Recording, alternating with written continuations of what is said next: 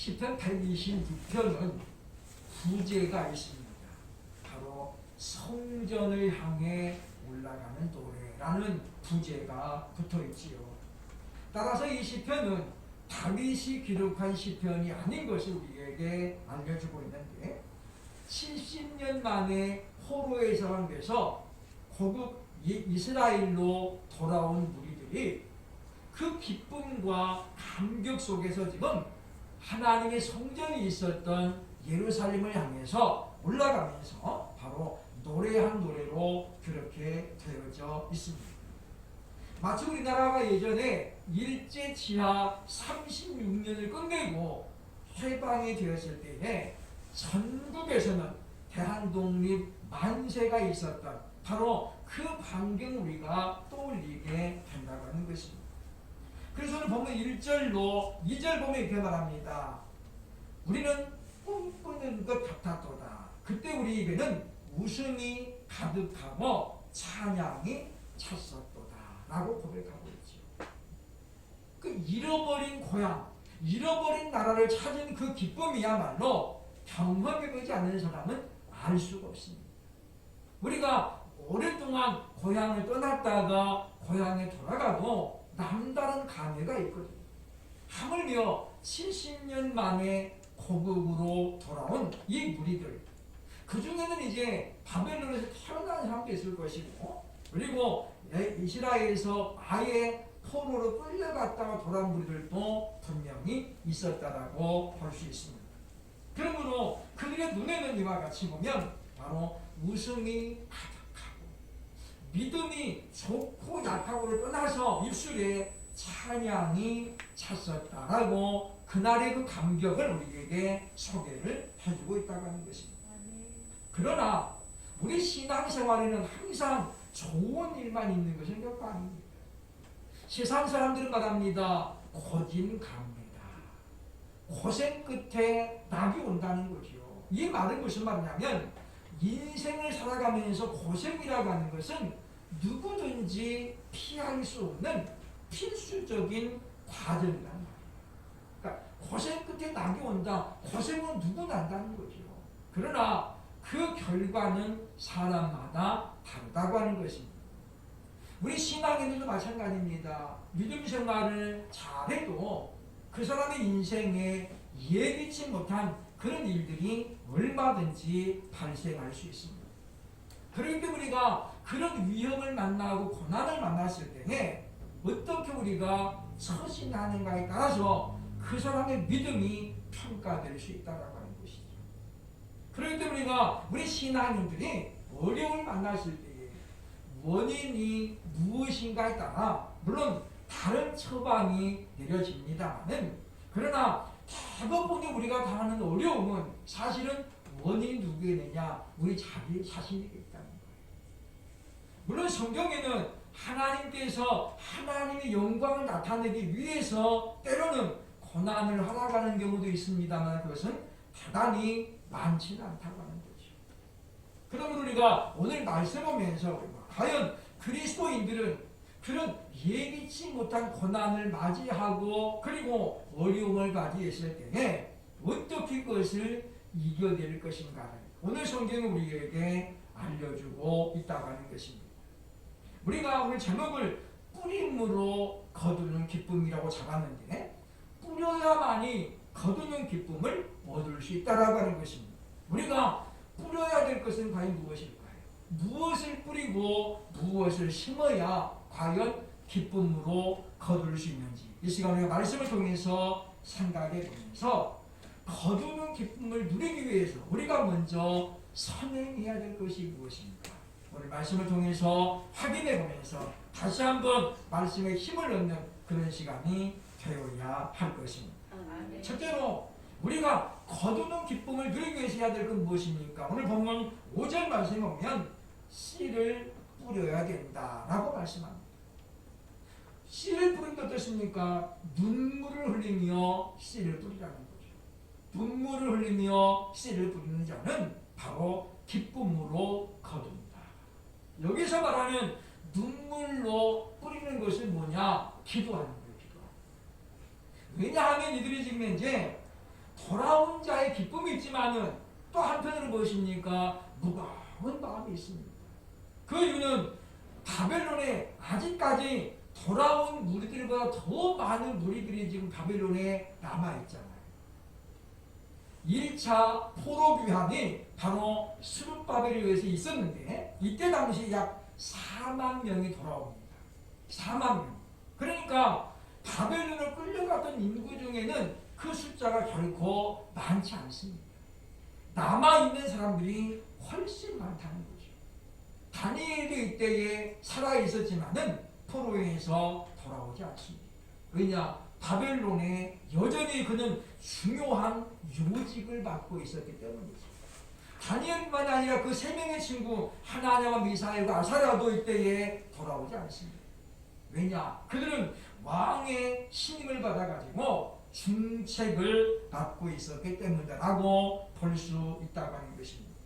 그러므로 지금 이들이 돌아오면서 이렇게 말합니다. 4절에 말씀하죠. 여호와여 우리의 포로를 남방 시내들 같이 돌려 보내소서. 하나님께서 하는 큰 일을 보면서 그들은 어떻습니까? 기쁘고 감격스럽지만은 그러나 한편으로는 뭡니까? 우리 옆집에 살고 있는 아무개는 안 따라왔고 우리 뒷집에 있는 누구도 안 따라왔고 다 온 게 아니거든요. 그러므로 그들은 지금 오면서 눈물로 하나님 앞에 기뻐하는 거예요. 그러니까 감격의 눈물인가 동시에 뭡니까? 남은 사람들을 돌아보면서 하나님 앞에 기도하는 것입니다. 하나님이여 우리의 남은 포로를 남방 시내들 같이 돌려 보내소서. 돌아온 자들만이 그 기쁨을 누립니다만 그러나 그들은 거기에서 끝나지 않습니다. 이스라엘이 공동체라고 하는 무엇입니까? 그들이 누린 기쁨 말고도 모든 백성이 누려야 되는데 그걸 못 누리잖아요. 그렇죠? 그렇기 때문에 지금 눈물로 기도하는 것이라고 오늘 성경이 알려주고 있다고 하는 것입니다. 이것은 오늘 우리가 먼저 믿고 구원받은 우리들이 과연 어떻게 세상을 살아가고 어떤 태도를 가지고 살아가야 하는가를 분명히 알려주고 있다고 하는 것입니다. 지금도 수많은 지인들이 가족, 친지 이런 사람들이 주를 모르고 지금 세상에 취해가지고 멸망의 길을 지금 가고 있는 사람이 얼마나 많습니까? 함께 돌아가자고 해도 그들은 도무지 말을 듣지 않습니다. 이제 우리가 할 것은 무엇입니까? 그들을 위해서 눈물로 씨를 뿌리는 것입니다. 하나님이여 누구를 위해서 내가 기도합니다. 하나님 아버지 구원받은 이 기쁨을 저들도 함께 누릴 수 있도록 도와달라고 우리가 눈물로 기도해야 된다는 것이죠. 그래야만 우리가 마지막에 어떻습니까? 거두는 기쁨을 누릴 수 있다고 하는 것입니다. 왜 예수님께서 잃어버린 양 비유를 보면서 99마리 양을 놔두고 한 마리 잃은 양을 찾아 나섭니까?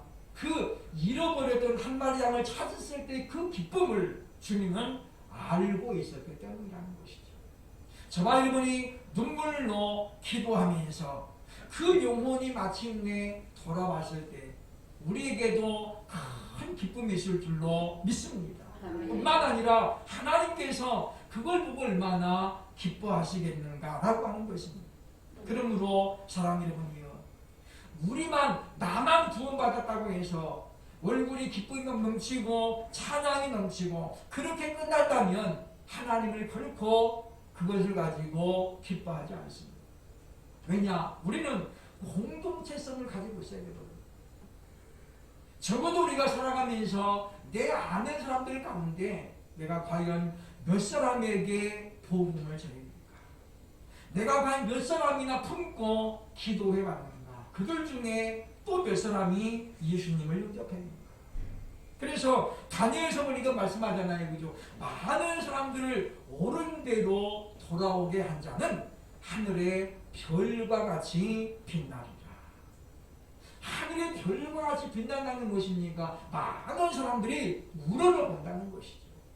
하나님께서 같이 존귀하게 해주실 것을 약속하고 있다고 하는 것입니다.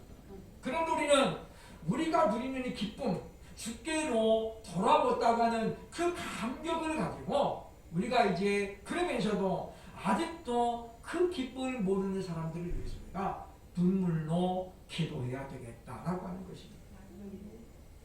우리가 맛있는 음식을 먹으면 생각나는 사람들 있잖아요. 그죠? 부모님이 생각나기도 하고 배우자가 생각나기도 하고 또는 자녀들이 생각도 납니다. 우리가 그것이 사실은 인지상정이거든요. 하물며 우리가 영생이라고 우리 복을 누렸는데 구원을 받았는데 이 기쁨을 함께 할 사람이 아무도 없다. 그 대단히 불행한 사람이죠. 불행한 사람. 작년 통계에 보니까 지금 고독사 혼자 살다가 돌아가신 분이 작년에 4,000명 했대요. 4,000명. 그래서 일주일 지나서야 냄새가 많이 나니까 신고해가지고 가보니까 이미 일주일 전에 돌아가신 거예요. 고독사의 사람들이 1년에 지금 자그마치 4,000명. 10년 만에 2배로 숫자가 늘었습니다. 전 그걸 보면서 저분들에게도 분명히 자식들이 있을 텐데 그렇지 않겠어요? 그죠? 자녀 없는 부모가 어디 있겠습니까? 근데 뭡니까? 일주일 동안에 아무도 연락 안 해봤다는 거죠. 물론 다들 들어보면 이유는 다 있습니다. 전도를 하러 나가도 핑계 없는 무덤이 없다고 지금 바빠서 못 갑니다. 지금 어디 갑니다. 뭐 등등 이유가 많습니다. 자녀들도 그런 이유는 다 있죠. 그죠?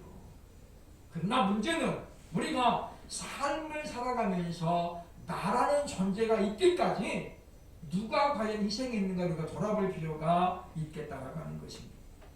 좋은 대학을 가고 좋은 직장을 얻기까지 분명히 부모님들의 눈물과 땀방울의 소리는 기억해야 된다고 하는 것입니다. 그러므로 우리는 이제 참으로 우리가 가지고 있는 이 구원의 감격을 내 가장 가까운 사람들, 주변 사람들과 누리기 위해서 우리가 때로는 우리가 눈물을 흘리면서 하나님 저 영혼을 구원하여 주옵소서. 그 사람이 지금은 세상에 빠져가지고 일에 빠져가지고 그렇게 지냅니다만은 그러나 꼭 예수 믿게 되는 우리가 눈물로 기도할 수 있는 참으로 그런 씨를 많이 뿌리는 저가 여러분 될 수 있기를 주의 이름으로 축원합니다. 둘째 우리가 해야 될 일은 무엇입니까? 6절 보니까 울면서라도 씨를 뿌려야 된다고 말씀하죠. 5절에서 지금 뿌린다는 개념은 바로 기도하는 것이었다면 6절에서 말하는 씨를 뿌린다는 것은 문자적으로 바로 심는 것을 말합니다. 하나님 앞에 우리가 많은 수확을 얻기 위해서는 지금 당장의 희생을 참고 심어야 된다는 거예요. 우리가 흔히 말해서 이제 씨감자 이야기를 하잖아요. 그죠? 모내기 이야기도 합니다. 우리 전에 예전에 이제 우리가 저쪽에서 우리 또 주말 농장을 했었는데 그 산 꼭대기에 있는 돈이 밭이라서 거기가 감자가 굉장히 잘 된대요. 그래서 이제 우리도 한번 감자를 심어봤는데 이 씨감자라는 게 있습니다. 감자를 이렇게 쪼개가지고 4분의 1 또는 절반으로 쪼개가지고 이제 심어두는 거죠. 당장에 내가 배고프다고 해서 그 씨감자를 삶아 먹으면 추수의 기쁨은 누릴 수가 없습니다. 뿐만 아니라 몇 갑절로 열매를 맺는 그 알맹이를 맺는 그 감자는 구경할 수 없다고 하는 것이죠.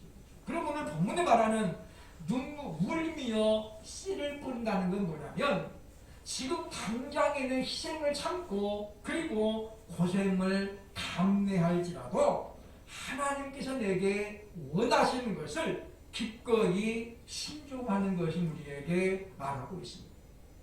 우리가 울면서라도 해야 될 것이 무엇입니까? 두 가지인데 하나님은 성경에 보니까 하나님의 것을 우리에게 요구하십니다. 그리고 하나님의 나를 우리에게 요구하죠. 그게 뭡니까? 11조와 주의 성수입니다. 때로는 우리가 정말로 하나님 앞에 너무너무 죄송하지만은 하나님의 나인 것을 알면서도 내 꿈을 위해서 내 일을 위해서 우리가 쓸 때가 있습니다. 어쩔 수 없이 주의 성수를 못하는 분들도 있다는 이야기죠. 그러나 그런 일들이 빈번해지고 그런 일들이 자주 일어난다면 그래서 근본적으로 지금 내 신앙을 점검을 해봐야 된다는 것입니다.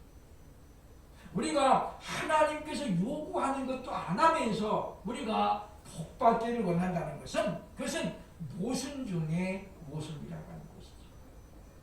그래서 성경에는 하나님께서 이와 같이 우리에게 주시는 명령이 많이 있습니다.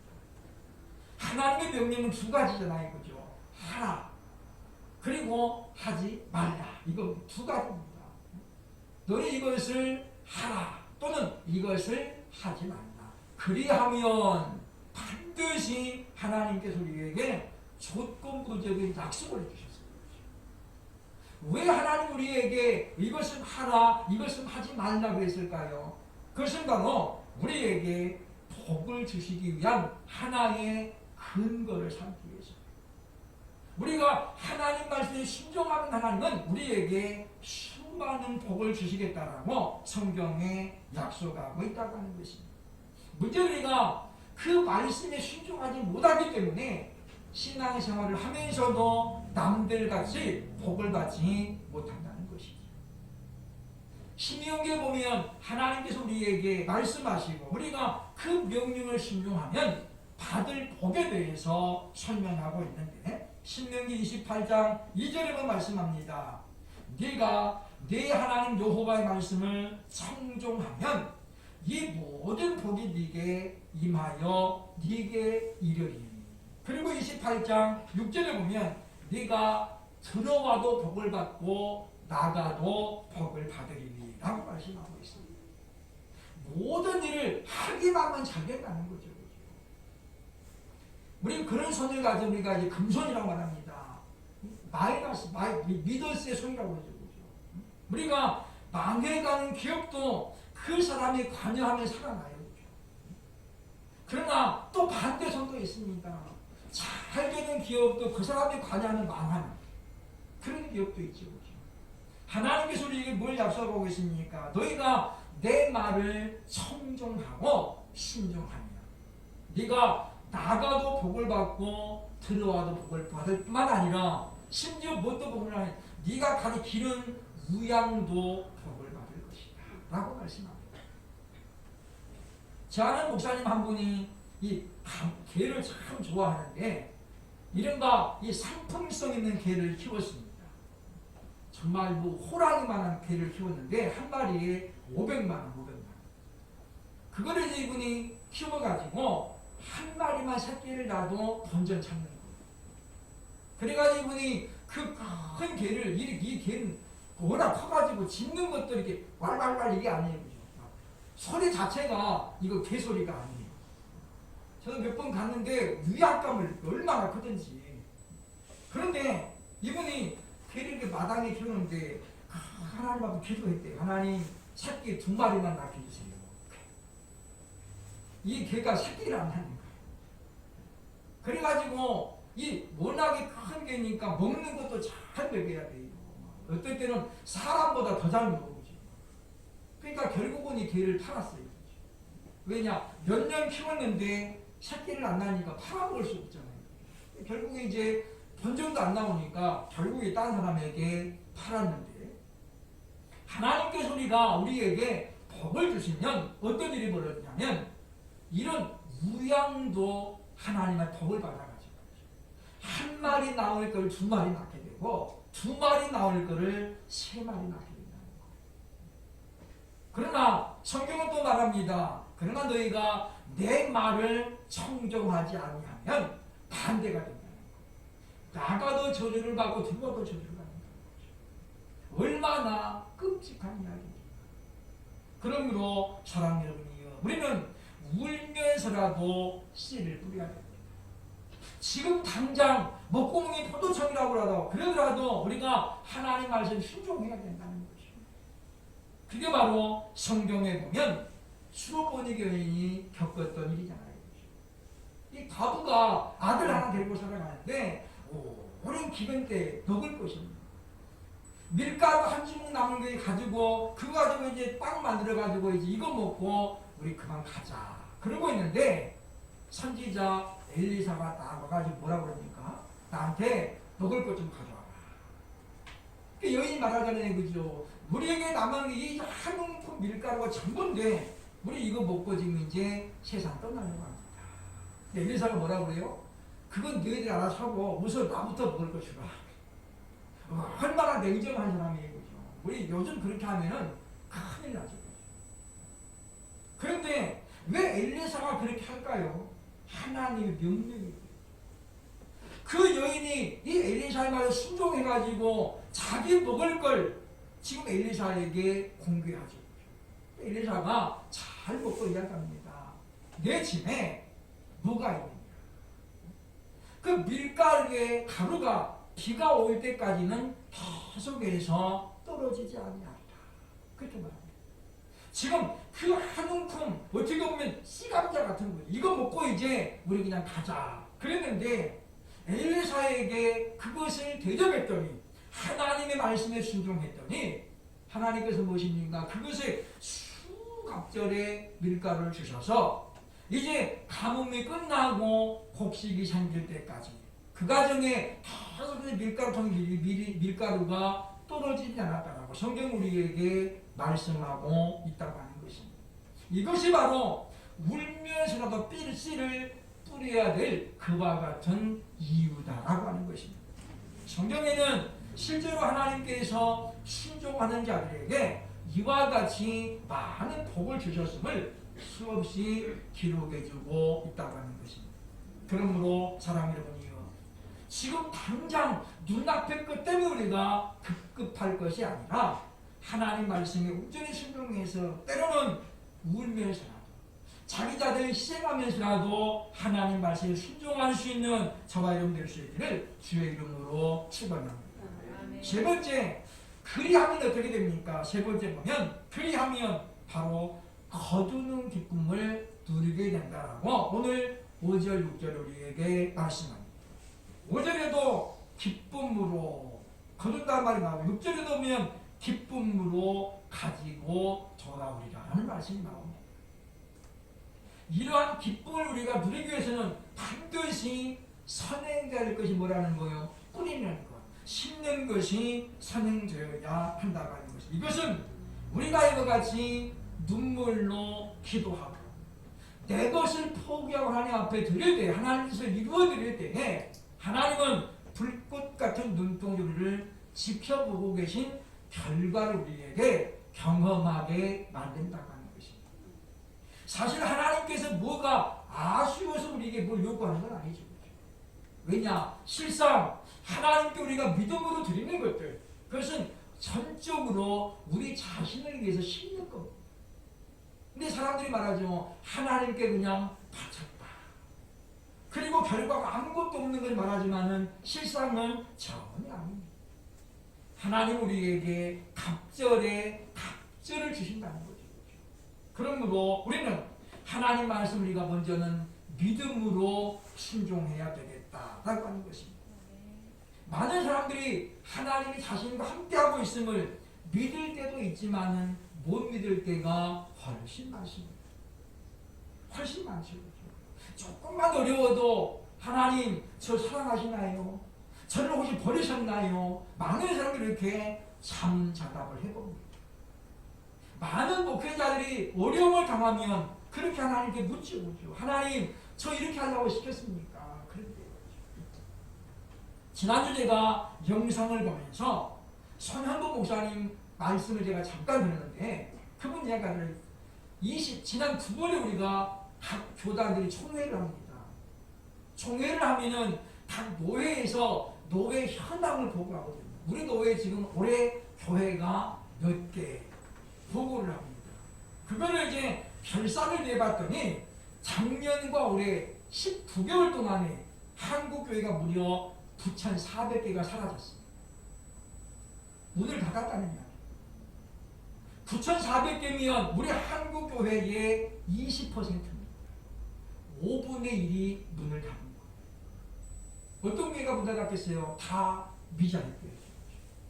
상가교회들 월세를 감당하지 못해가지고 결국은 문을 닫은 교회가 자그마치 9,400개 교회입니다. 저는 그걸 보면서 깜짝 놀랐습니다. 충격을 받았습니다. 9,400개의 교회가 생기려면 얼마나 많은 시간이 흘러야 되겠습니까? 그런데 그것이 단 2년도 안 돼가지고 교회가 지금 무너져 버리는 거예요. 앞으로 1년만 코로나가 더 가면 한국교회는 그야말로 쑥대밭이 된다는 거예요. 30% 이상이 문 닫는 것은 시간 문제라는 것입니다.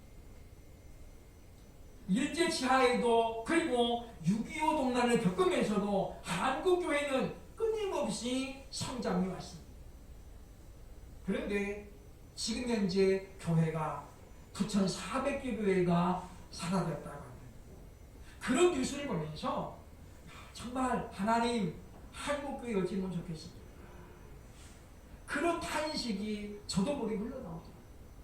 하나님이여 한국교회 어떻게 하면 좋습니까? 많은 사람들이 어려움을 호소하고 그리고 문을 닫았습니다. 보증금을 다 까먹고 주인이 이제 나가라.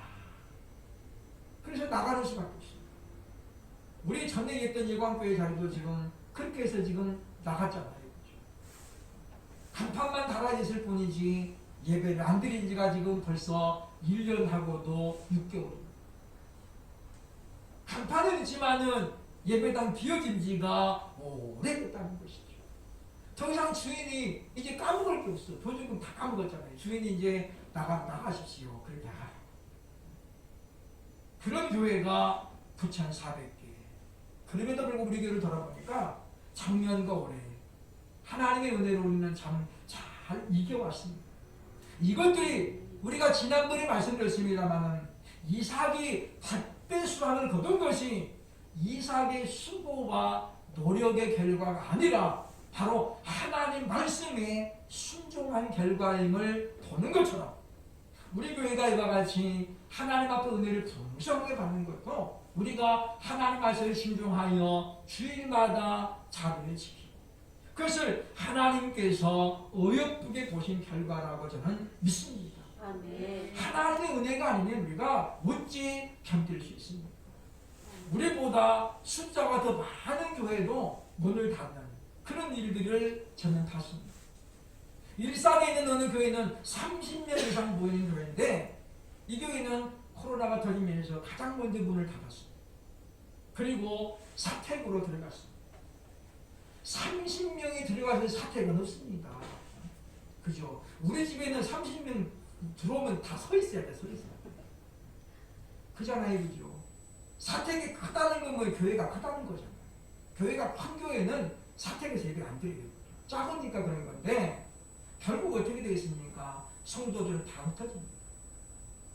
그런 우리가 이런 현상 우리가 경험하게 되면서 이제 우리가 정말로 눈물로 기도해야 됩니다. 이제는 내 문제입니다. 남의 교회 문제가 아니라 우리 문제가 됐다는 거죠. 수많은 사람들이 코로나가 끝나도 교회로 돌아가지 않겠다라는 그런 보도가 지금 많이 나옵니다. 참 얼마나 안타까운 일입니다. 이대로가 좋사오니 그런 거죠.